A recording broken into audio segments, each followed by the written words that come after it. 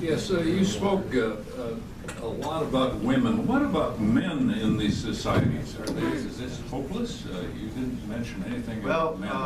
The empowerment and fulfillment of women really does require the involvement of men. That in many paternalistic societies, we have to break cultural norms, and it's not enough to reach women and to tell women that they should be empowered. We have to tell the men that their women and their lives need to be empowered. And one of the things that the radio soap operas have done is really to help to educate men about the value of keeping girls in school and empowering women and giving them a full share in the marriage. So, yeah, men, of course, play a dramatic role, and they also play a role in contraceptive decisions. In many parts of the world, condoms are a very important method of contraception, and of course, males do play a role in that. So, yeah, men do absolutely have to play a role. Yes? Thank you very much for your insights and what comes with it. I guess my question, in this country where we have a census every 10 years, lots of work to try to accurately count a little over 300 million.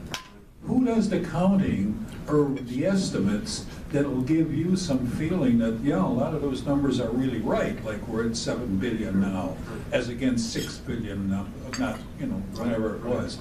I mean, it's not an exact science, absolutely not an exact science, but there are hundreds of demographers who work on this. And there are in many countries today, even in some of the very poorest countries today, an effort to conduct a fairly good comprehensive census. And some of them sometimes involve sampling as opposed to the rigid door-to-door surveys that are done in this country, of course. But I think we can have a fair amount of confidence in those surveys. And the United States government provides what's called the Demographic and Health Survey, which is not a census, but it's an effort to go out and find out a lot of information about the health and welfare of people, including family planning or other contraceptive usage and that type of thing. So there's no question that there's need for additional research. I have real problems, for example, with some of the numbers that are out there today on severe poverty, some of the numbers that are out there on hunger, because I think they simply don't have enough data. The latest figures came out on severe poverty, and they didn't have any data going back for 5 years in sub-Saharan Africa. So how can you say much about severe poverty in the world if you're ignoring sub-Saharan Africa and having any real concrete results for the last 5 years? Yes, over here. Yes, we keep hearing our population's getting older in the United States. Can you contrast or give some facts about, you know, where's the median age, the youngest right now in the world, the birth rates? I mean, where is it just going crazy compared to us, where we're kind of getting older? For parts of the country, what parts of the world are really? What you see is a demographic divide in the world today that you have in the economically advanced nations, including the United States and Japan and South Korea and the emerging nations in East Asia and of course Western Europe and most parts of Eastern Europe, a situation where fertility rates have fallen below 2.1, which is considered the replacement rate. And here in this country, we are just below 2.1. We're almost exactly at the replacement rate. And in those countries, they talk about aging societies, where there's going to be a shift, where the average age is going to get higher, and you find that the youngest populations are clearly in the least developed countries, that in many countries in the developing world today, half of the population can be under the age of 26. So it is a dramatically different demographic picture.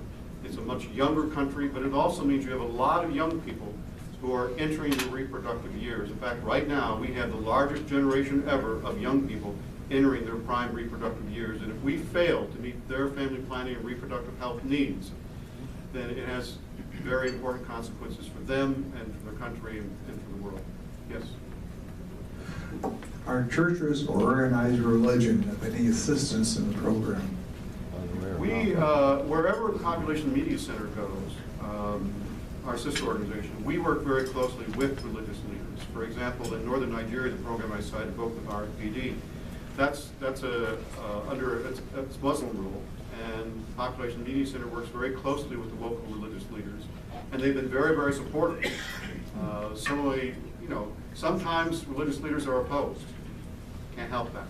But in many cases, you would be surprised that you would find very important support from the local religious leaders, even where there may be some Catholic or other doctrine which suggests that contraception is not appropriate.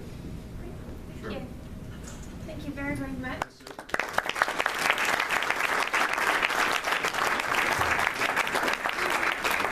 got a book into Kevin's school.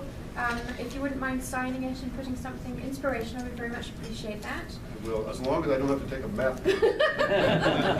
Oh, I told you I need wasn't it. speak about numbers right now. So thank you ever so much today. Thank you, everybody. Please come back next week for David Schultz and the election prediction.